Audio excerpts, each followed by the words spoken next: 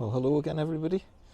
We're back at the Citroen D Super, and this time we are changing a rear suspension boot, but perhaps not the one that people think we're going to be doing. If I can get underneath here. So there are a lot of videos on YouTube, etc., or at least a couple, about replacing this thing, the main rear boot, but it's this one here, I can get my finger in, that we're interested in.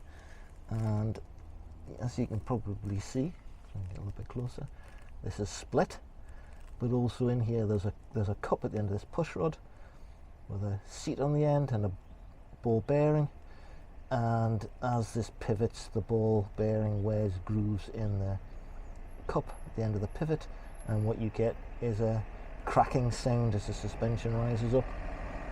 I've already done the other side on this, and that was the one where the crack was coming from, but as you can see, this boot's split anyway, so this needs doing. Now in theory, perhaps an hour and a bit sort of job, but the other side took about 6 hours, and that was because of this pin that's got to come out, and you can waggle them and you think they're free, but actually it was completely solid through there's a floating cup in the other side of this, and that pin was absolutely solid in that, and it took everything, and lastly resorting to severe heat to get the thing apart.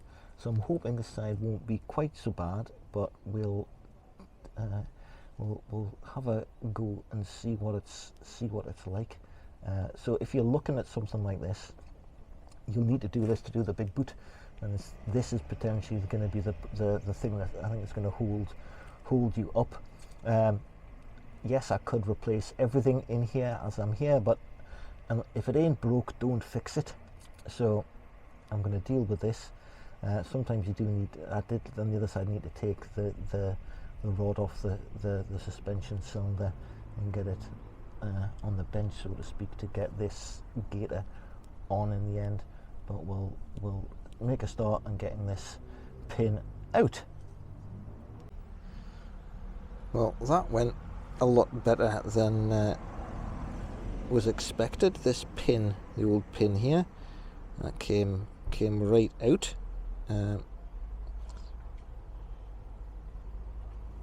What can happen is this is the cup that the ball bearing sits in, on the other end of the piston, and it's that little hole that the pin goes through.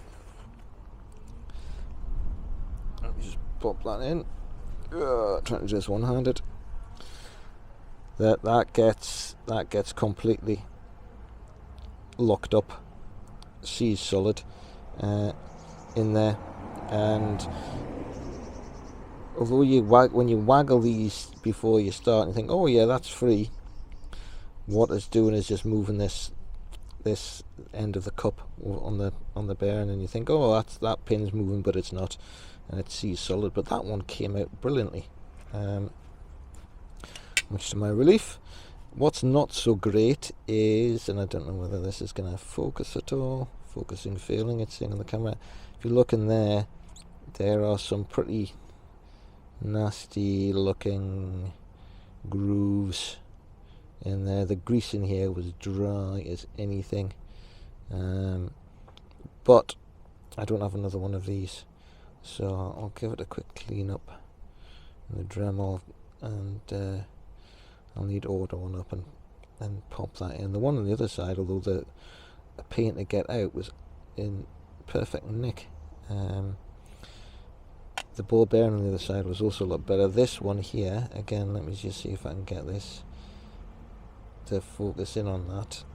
The pitting on this is just shocking. I'm not even sure that that's actually still around. There we are. So, but I've got a new one of those, so new ball, new pin, new gaiter, the rubber seal to protect the gaiter when you tighten it up. I'll reuse that cup there. This is what we've got underneath here. Just trying to get this to, so cleaned up the This camera's doing weird things. There we go, that's a bit better. This is cleaned up very nicely here. I don't know, it'll pick up the end of that okay, but it's a little bit pitted, but it's not too bad. Dress that and it should be okay. So the big struggle with this though is getting these things on, these new gaiters, over this. They're really thick. They're quite decent quality, I think, but they're really thick and stiff and a real pain to get on, particularly when you've got to fill everything with grease. So we'll see how we get with that. Okay, so what I hope then is the final part of this. Detach the return pipe from here, unclip there's a zip tie on that, tuck the piston out, and I think that that's the only effective way to get this end on. And what it seems a little bit brutal, but to put 2 hooks through the rubber, the little holes on the rubber. I'll try and get in a little bit closer there, so you can see there's holes here, one on the other side, and to put the piston between your knees, and to put hooks through here and to pull it on like that. I think that's the only effective way I've found it. That's the way I found. I've only done 2 of them, but that's what's got these on both occasions. Almost impossible to do with it in situ. So take the piston out, saves a lot of time in the long run. This boot's okay on closer inspection. The rubber's starting to perish a little bit, but it's got a little bit of life left in it yet. And everything else under here looks okay.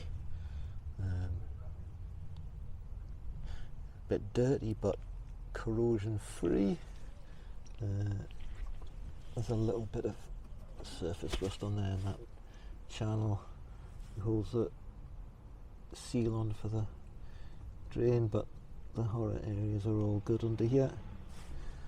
Again, a little bit of the pressing that holds the inside of that seal on the elephants here.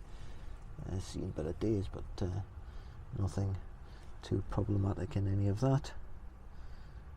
Same with the bumper brackets under here. Could do with a clean, hose down before winter, perhaps put a bit of body coating on, but it's all looking okay down here. Very rusty spheres.